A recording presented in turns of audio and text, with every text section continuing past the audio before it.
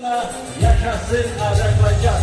Halal olsun vatan oğlu, halal olsun, halal olsun, halal olsun vatan oğlu, halal olsun, halal olsun.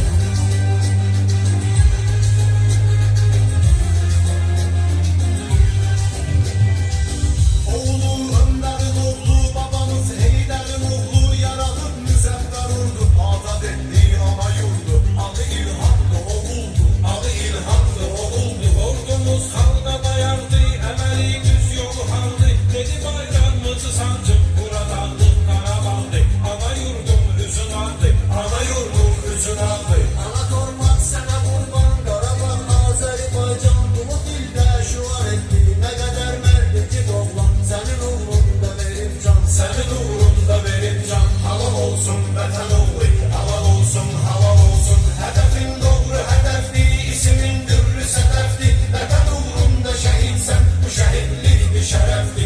Üzü Allah'a tarafti, üzü Allah'a tarafti. Halal olsun vatan oğlu.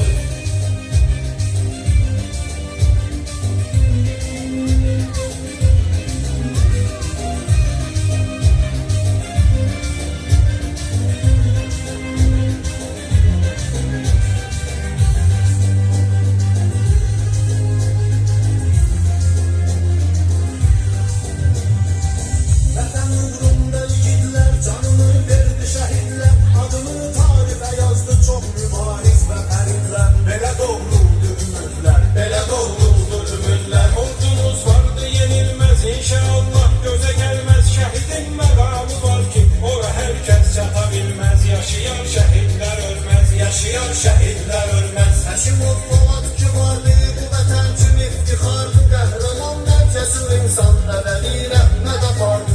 Adı dillerde şuardı, adı dillerde şuardı. Halal olsun vatan oğlu, halal olsun, halal olsun. Hedefin doğru hedefti, ismin dürrü sedefti. Vatan uğrunda şehitsen, bu şehitlik bir şerefti. Üzü Allah'a tarafti, üzü Allah'a tarafti. Halal olsun vatan oğlu.